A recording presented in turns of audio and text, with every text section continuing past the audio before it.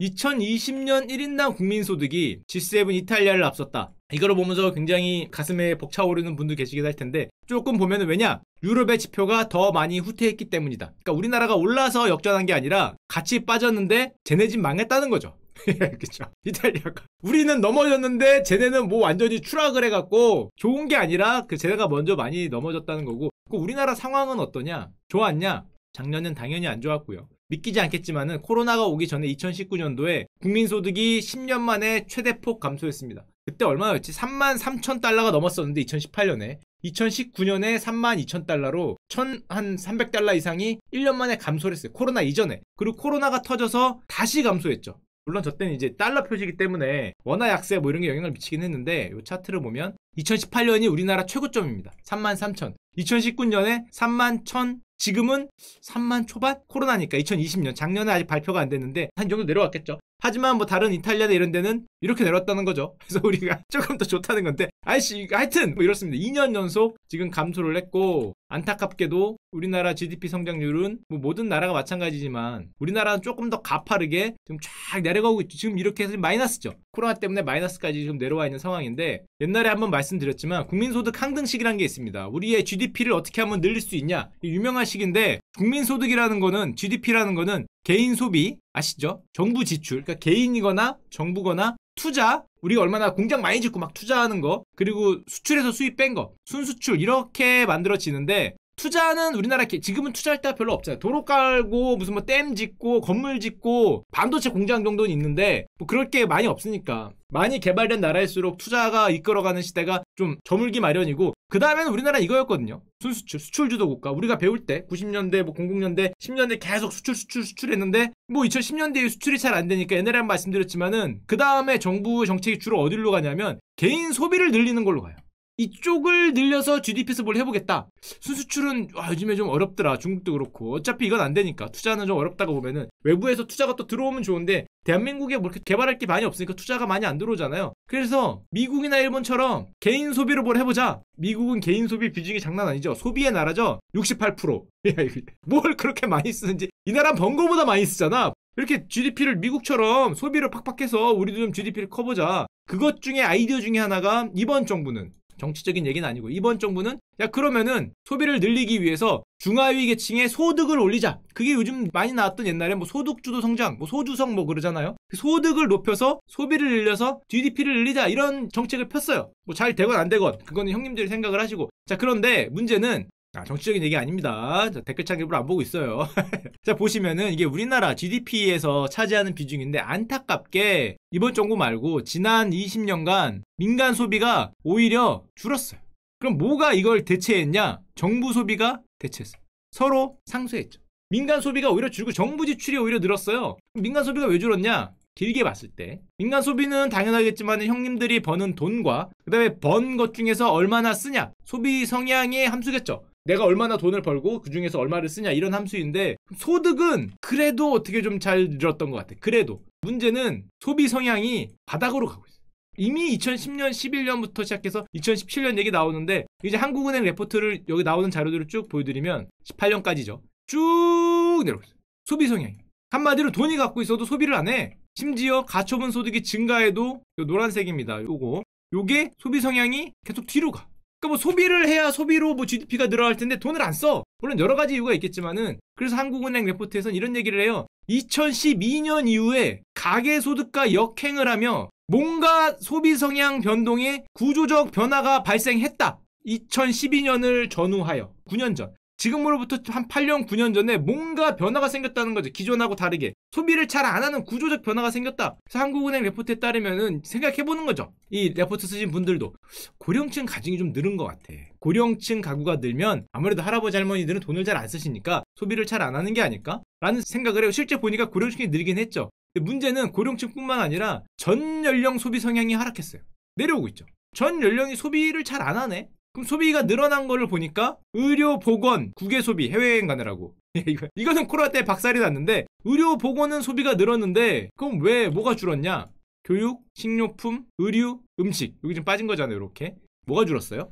이게 왜 줄은 것 같아요, 소비 성향이. 저걸 딱 보면. 저같이 무식한 사람의 눈으로는. 이건 한국은행 형님들의 의견은 아니지만, 이게 뭐가 줄었어요? 교육, 식료품, 의류, 음식 이게 뭐가 있어야 이걸 해? 이거 애가 없어서 안 해. 애 키워보신 분 알죠? 애 있으면 식료품 돌아가십니다.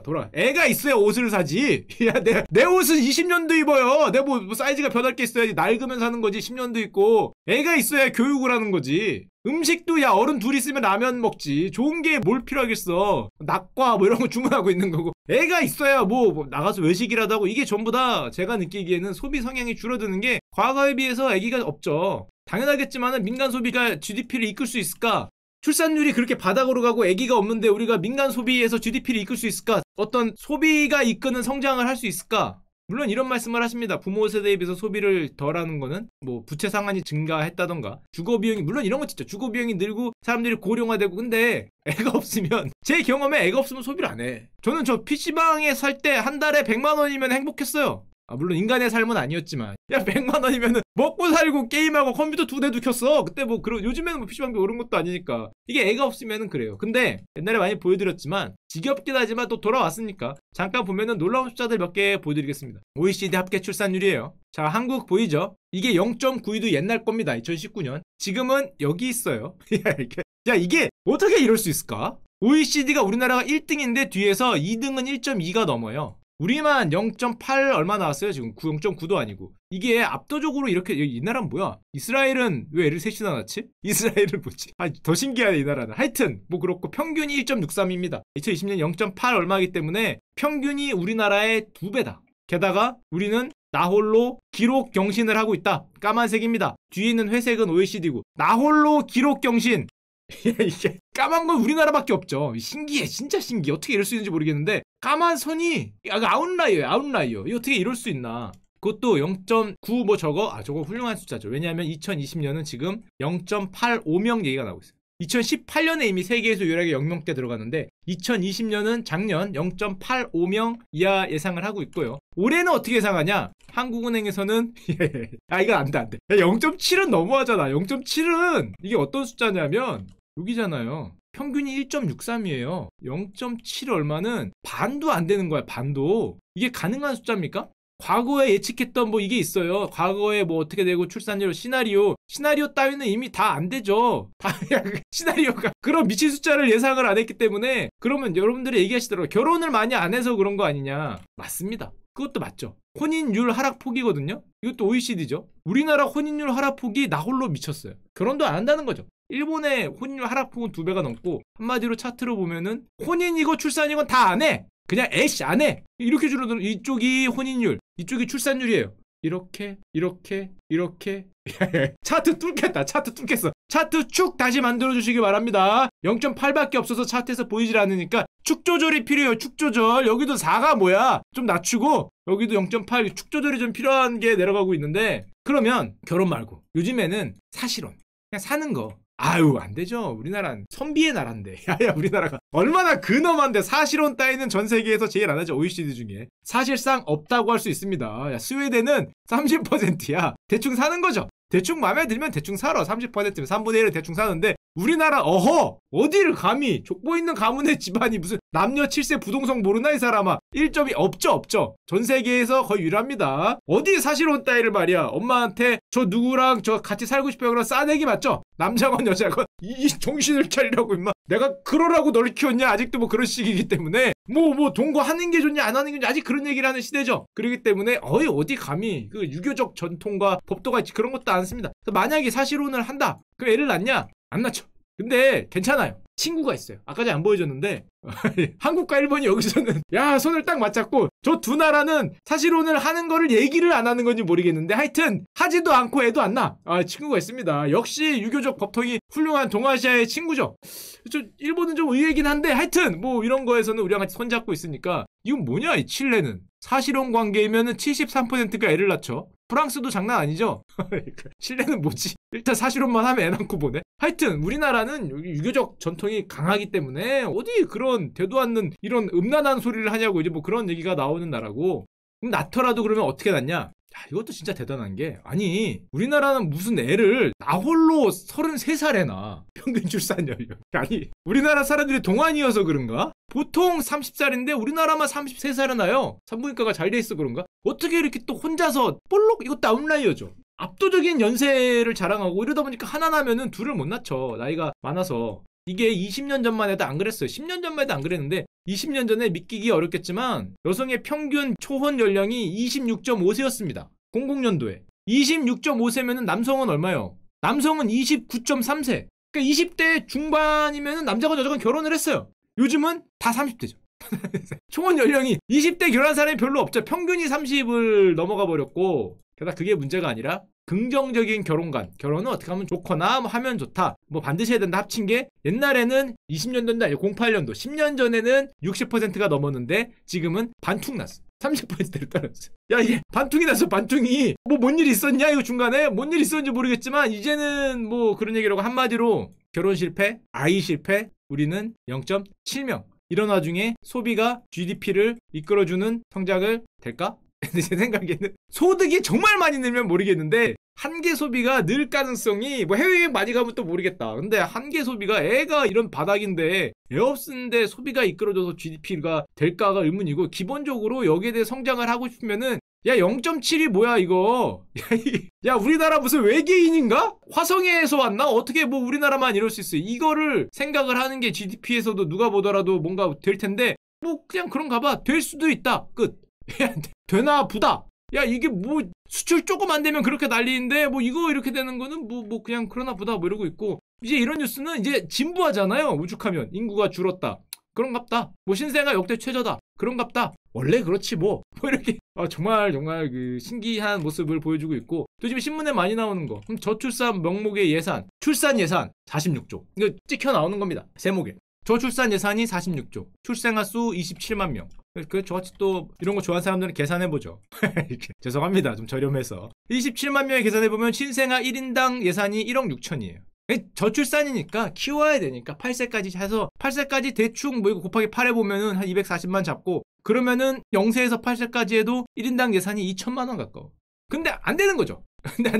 이게 예산이 엄청나게 늘었어요. 2006년에 얼마였냐? 2조였습니다. 10년 만에 21조가 됐으니까 10배가 늘었어요. 2조에서 21조로. 4년 만에 21조가 40조가 됐어요. 2배가 늘었어요. 하지만 안 되죠. 신문에 많이 나오죠. 15년간 220조를 넣었다. 10년간 연평균 21%를 돈 썼다. 하지만 안 되죠. 그 결과 고령화에서 초고령화 사회로 진입된 데 소요 기간이 대한민국은 전 세계 당연히 1등입니다. 7년 걸릴 걸로 예상하고 있죠.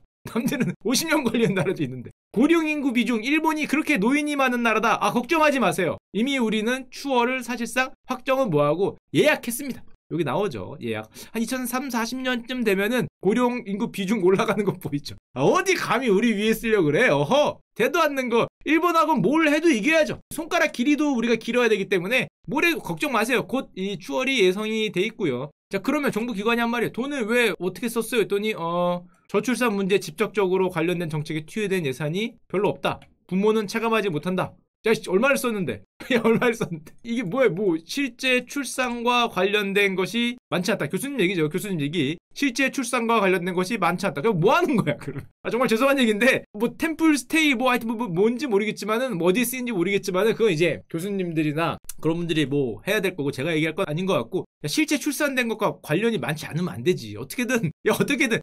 GDP 그렇게 중요하다며. 이거 관련된 거는 다 그렇고, 46조, 1억 주면 낫나?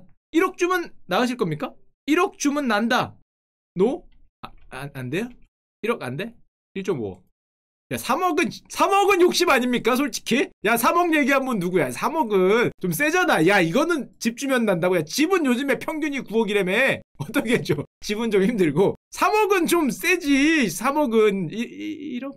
3억은 이제 3억을 어떻게 줘요? 3억 주면 나도 생각해보니까 3억으로 안 될 것 같습니다. 무슨 소리 하는 거야? 생각해보니까 안 될 것 같네. 그치? 나라고 생각하니까 야 3억 안 될 것 같다. 야 무슨 3억이야 3억은. 남이라면은 1억이면 될 것 같은데 나라고 생각하니까 3억이 안 될 것 같네요. 그쵸. 갑자기 이해 확 되네. 그러네요. 하여튼 그래서 우리의 지금 계획은 어떻게 돼 있냐. 이게 한국은행에서 나온 아니면 통계청에서 나온 합계 출산율 시나리오입니다. 계획이 있어야 될 거 아니야. 이것들을 다 만회하기 위한 우리의 필살 계획은 있습니다. 지금 우리가 이렇게 빠지고 있지만 2020년이죠. 조금은 더 빠질 수 있을 것 같아. 0.7로. 왜냐면 코로나가 있으니까. 하지만 우리가 누굽니까? V자 반등. 이게 주가가 아닌데 이게 저렇게 V자 반등이 되나? 이게 코스피면은 가능하죠. 우리는 코스피 되냈으니까. 코스피 3천 갔잖아요. 3. 좋습니다. 야, 코스피는 3천 갔으니까 이게 계획입니다. 실제 제가 그린 거 아니죠. 실제 계획입니다. 이렇게 반등해서 2021년이나 2022년에는 휙 해서 1.2 평균액이 1.2 좋습니다. 평균액이 1.2로 간다는 게 우리의 계획이니까 믿어 의심치 않습니다. 이 V자 반등 보이죠? 제가 그린 거 아니고 훌륭한 분들이 그렇기 때문에 거의 확실하지 않을까 뭘 생각을 하고 이 국민소득 항등식에서 그렇게 성장이 중요하고 그렇게 GDP 올리는 게 중요하고 세계 10위 내에 들어가는 게 그렇게 우리 민족의 그거를 자극하기에 중요하고 좋다고 생각되면은 물론 수출 열심히 하면 되겠지. 설비 투자는 텄고요. 반도체 공장으로 우리나라를 뒤덮으면 모르겠는데 아니면은 뭐가 있을까 싶고 요즘에 정부 지출 올리지만 이쪽으로 올리기 위해서라도 뭔가 저쪽에다가 획기적이고 정말 칭송받을 만한 야 이거 올려주면은 제가 제표 한 표를 드리겠습니다. 아 좋습니다. 무슨 아이디어를 낼지 모르겠지만 자 한 명당 3억 준다 이러면 하여튼 무슨 아이디어를 내실지 모르겠지만은 어떻게 해서든지 저걸 올리면은 그게 우리나라 성장의 열쇠가 아닐까 개인적으로 그렇게 생각을 하고 어떻게 됐냐 그래서 그 결과 요즘에 이거 신문에 많이 보이죠? 대만에 역전당하기 직전이다. 이게 아다르고 어다른 게 이탈리아를 앞섰다 그러면은 어우 야 좋아 우리나라 소득 좋아 그런데 대만에 역전당한다 그러면 이게 똑같은 얘기거든요. 그러니까 이탈리아건 우리건 가다가 하고 우린 이렇게 가고 이탈리아는 이랬다는 건데 어떤 나라는 뭐 이렇게 가고 있다는 거죠. 그래서 이제 크로스가 나기 직전이어서 뭐 하여튼 뭐 아다르고 어다른 거니까 대만의 한국의 소득을 추월당하기 직전이고 실제로 거의 붙었습니다. 우리가 33,000 할 때 26,000 정도 차이가 있었는데 31,000으로 2년 연속 줄었으니까 31,000도 안 될 것 같아요. 3만 초반으로 못 될 것 같은데 1,000이라고 치고 대만 값도 확정은 아니지만 한 29,000 나온다고 합니다. 그러면은 사실상 거의 붙었지 않나 생각이 되고